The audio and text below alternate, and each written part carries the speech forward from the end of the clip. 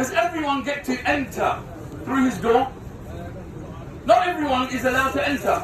You know, you have to go through procedures and protocols, and you have to prove your worth to be seen by the king.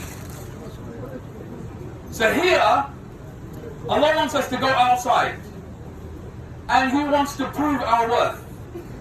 He wants us to prove that we are truly committed to why we were created. Now the scholars talk about that incident that Allah mentions in Surah Al-A'raf. Allah took out every single one of us from the loins of Adam alayhi salam. We are the progeny of Adam alayhi salam, and Allah took out the whole of his progeny on a single day. And He asked us all the question, Alastu bi rabbikum? Am I not your Lord? And all of us said, Bala shahidna. Of course you are, and we bear witness to that. Any of you remember that happening? You don't remember it as a physical thing that happened, but our fitrah, our innate disposition, this is how we've been created. Submitting to Allah, the majesty of all majesty, to glorify Him, to subjugate ourselves to Him. This is how we were created. And then the scholars mention that this incident took place at Nu'man, at Arafat. And that's where we're going, to beseech the majesty before we enter through His door. And what do you have to do? Yani, if you have this majestic door in front of you, is it enough just to knock once? Is that how Allah wants us, just to knock once and He lets everyone in? No, it doesn't work like that. This is the greatest manifestation of why you are here on the planet. And you see, you have to knock on Allah's door and keep knocking on Allah's door for all of those hours, 5, 6, 7 hours, whatever it is. And you have to keep begging Allah before the door is open to you, and then you are given permission to go forward and draw closer to Allah in Muzdalifah. And then still in Muzdalifah, you have to wait there and beg Allah, because there you sleep, rest. Because you beseeched Allah and you knocked on His door and you kept knocking. But then it's not over, because you're going to make istighfar in Muzdalifah and you're going to remember Allah again before you leave Muzdalifah. But when you look at Arafat, it is that moment, if you look at it, and you see all of those people, and all they're doing is begging Allah. It reminds you of Yawm al-Qiyamah. Allah doesn't come straight away. Everyone is begging for the torment of just waiting to be over. And then Allah comes later. Finally, you've been standing there for so long, begging for this moment to be gone and to draw close to Allah. It reminds you of that incident. HAJJ Arafat.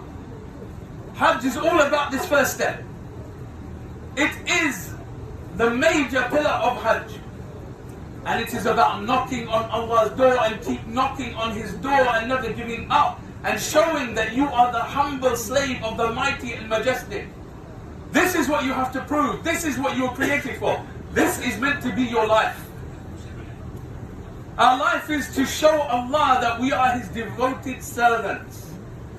And when you look at the people in Arafat, you could look at them, some sitting, some on their knees, some with their hands raised while they're sitting, some raising their hands very high while they're standing, begging Allah.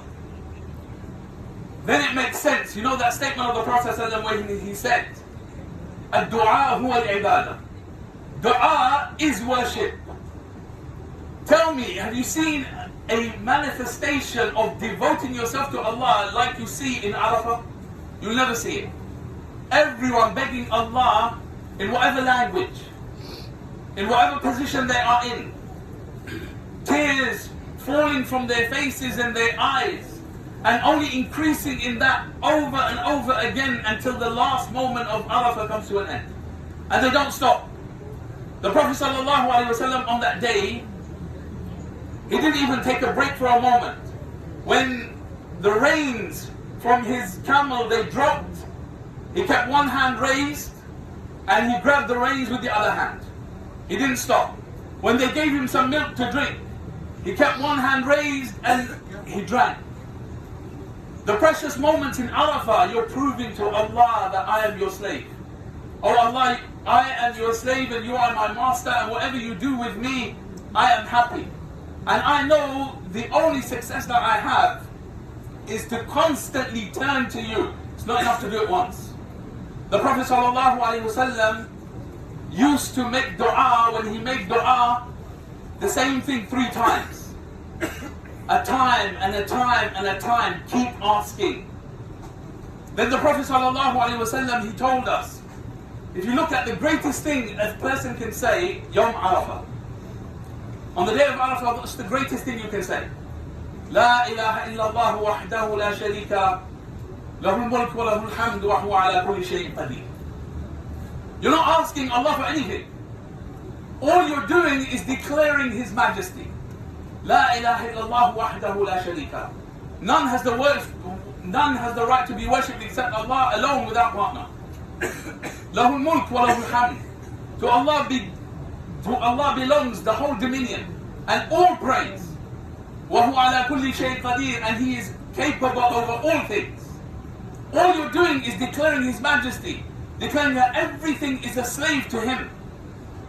The reason for everything in existence, to bow and submit to Allah, and it turns into a real form, a physical form.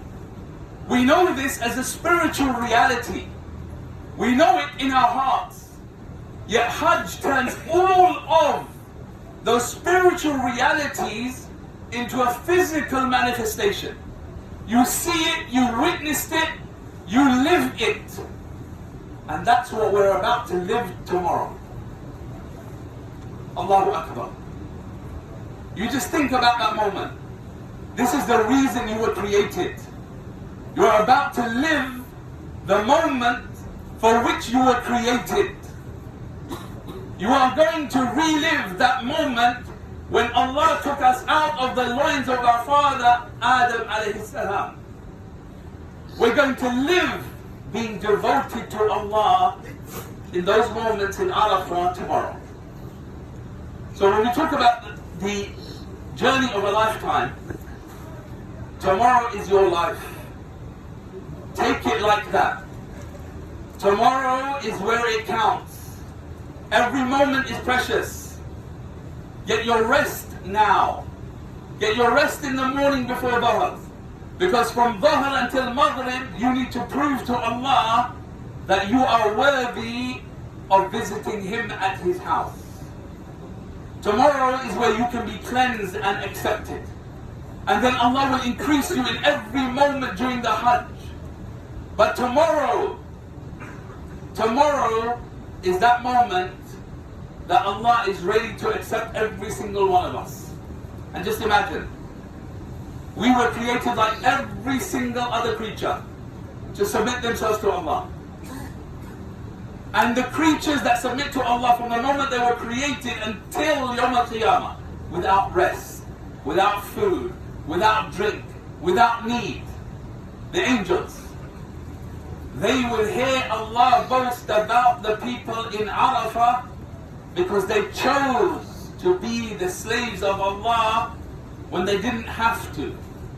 We have free will, and because of that meager action that we do, that we continue to knock on Allah's door until it is open for us, Allah boasts about us to the great creation, the angels, those who are so close to Allah.